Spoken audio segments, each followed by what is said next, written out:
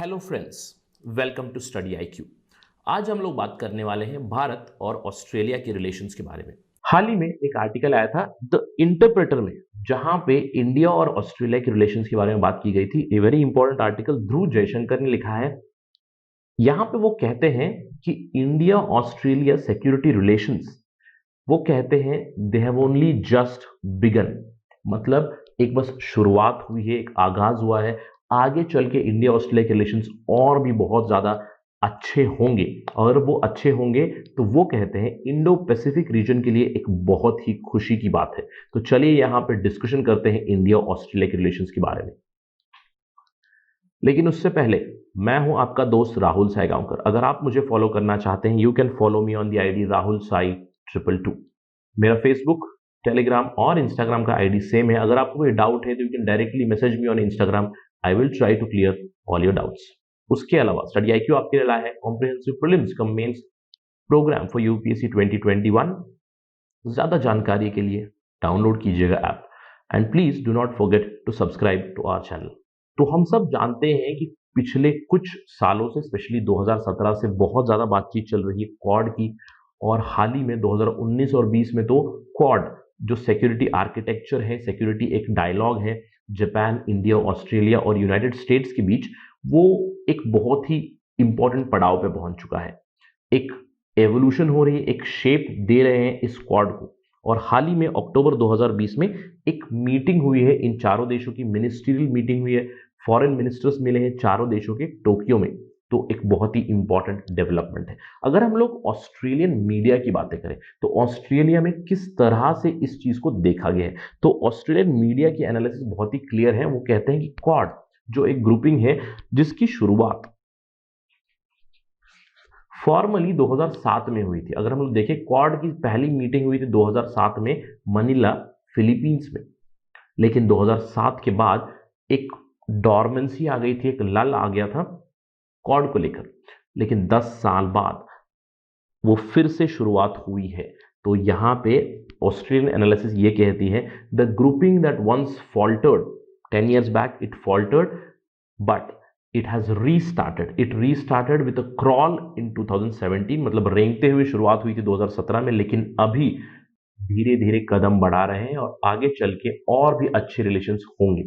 तो इसी के मद्देनजर रखते हुए चलिए देखते हैं इंडिया और ऑस्ट्रेलिया की रिलेशंस को हम लोग डिफाइन कैसे कर सकते हैं। इन शॉर्ट, अगर हम लोग फॉरेन पॉलिसी एक्सपर्ट्स की बात करें तो हमेशा फॉरेन पॉलिसी एक्सपर्ट्स बहुत ही पेसिमिस्टिक रहे हैं इंडिया और ऑस्ट्रेलिया की फॉरेन पॉलिसी को लेकर।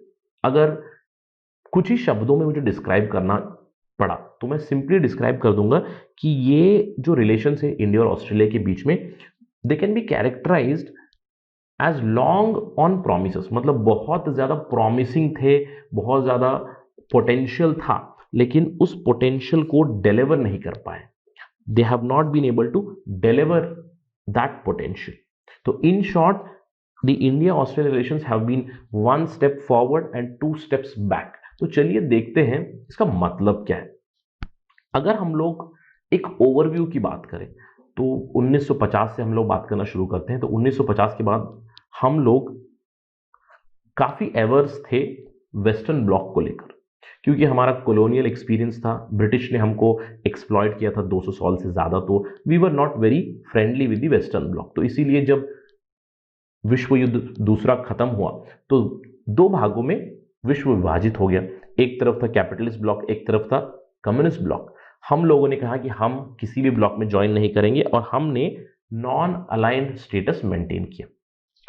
लेकिन ऑस्ट्रेलिया का क्या था? Australia was a clear cut ally of the western block. United states के साथ उनकी बहुत पुरानी एक ट्रीटी है, तो उसके मद्देनजर रखते वो क्लियरली कैपिटलिस्ट ब्लॉक में थे। तो इसके लिए हमारे रिलेशंस कुछ अच्छे नहीं थे ऑलमोस्ट 3 से 4 दशकों के लिए, मतलब 1991 तक, जब तक यूएसएसआर डिसइंटीग्रेट नहीं हुआ। उसके बाद धीरे धीरे रिलेशंस अच्छे होना शुरू हो गए। लेकिन बहुत ही जल्द 1998 में हम लोगों ने न्यूक्लियर टेस्टिंग कर दी, और जैसे ही न्यूक्लियर टेस्टिंग कर दी, इसका खंडन किया ऑस्ट्रेलिया ने, और ऑस्ट्रेलिया और इंडिया के रिलेशंस फिर से 2 स्टेप पीछे चले गए। मतलब 1991 से लेकर 1998 तक जो हम लोगों ने डेवलपमेंट की थी, मतलब एक कदम जो लिया था नॉर्मलाइज करने में रिलेशंस, 2 कदम पीछे ले लिए न्यूक्लियर टेस्ट के बाद।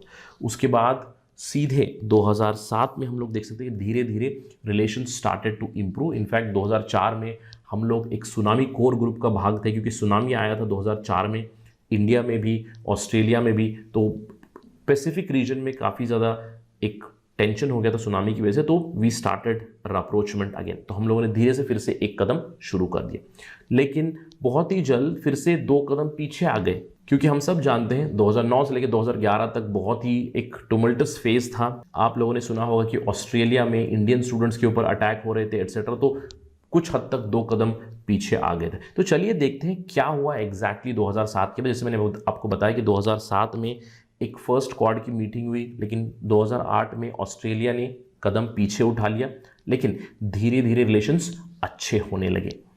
तो 2008 में हम लोगों ने एक म्यूचुअल लीगल असिस्टेंस और एक्स्ट्राडिशन ट्रीटी भी साइन की, जिसके तहत एक्स्ट्राडिशन होगा क्रिमिनल्स का from one country to another country.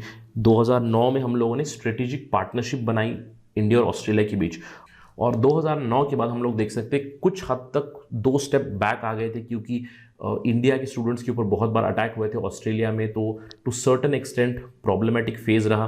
But फिर से हम लोगों ने स्टेप्स बढ़ाना शुरू किया। 2013 में इंडियन फॉरेन मिनिस्टर उस टाइम पे AK एंटनी थे, तो उन्होंने ऑस्ट्रेलिया को ऑफिशियल विजिट दी एंड वी स्टार्टेड ऑसिंडेक्स और AustraHind. AUSINDEX India Australia naval exercise है, ऑस्ट्राहिंद आर्मी एक्सरसाइज है, और सबसे लैंडमार्क डेवलपमेंट जो रीसेंट टाइम में आई है इंडिया और ऑस्ट्रेलिया के बीच, वो आई 2014 में। क्योंकि हम सब जानते हैं कि भारत ने NPT साइन नहीं किया है, nuclear non proliferation treaty sign नहीं किया है।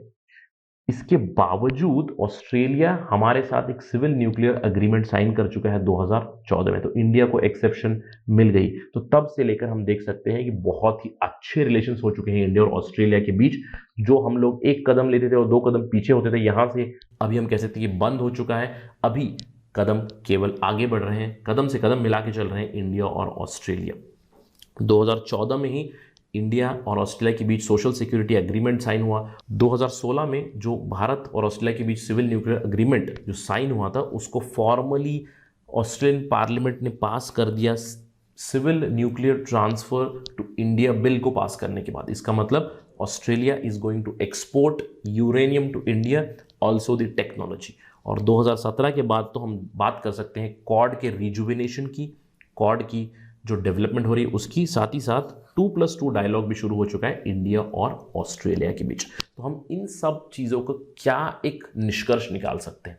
सिंपल सी चीज़ है कि अभी एक प्लेटफॉर्म सेट हो चुका है, स्ट्रेटेजिक रिलेशंस डेवलप हो चुके हैं, और इसको हमें आगे ही बढ़ाना है। और हम लोग देख सकते हैं कि 2014 से कदम पीछे नहीं जा रहे हैं, आगे ही बढ़े जा रहे हैं। और यहाँ पे इंडो पैसिफिक में अगर एक पीस चाहिए, इंडो पैसिफिक में एक इंपॉर्टेंट पार्टनरशिप होगी, that would be between India and Australia. So it is very very important कि जो डेवलपमेंट हो चुकी है अभी रिसेंट टाइम्स में, स्पेशली 2013-14 से जब से सिविल न्यूक्लियर एग्रीमेंट साइन हुआ है, उसको हमें और भी इवॉल्व करना पड़ेगा। और अगर ये पार्टनरशिप गहरी हो जाए तो हम गारंटी से कह सकते हैं कि इंडो पैसिफिक में पीस और स्टेबिलिटी आ जाएगी आगे चलकर। अगर इंडिया ऑस्ट्रेलिया रिलेशंस पे कोई भी डेवलपमेंट आएगी, हम जल्द से जल्द लाते रहेंगे आपको स्टडी आई के ऊपर। That is it from my side. I am signing off, Rahul here. Thank you very much. जय हिंद।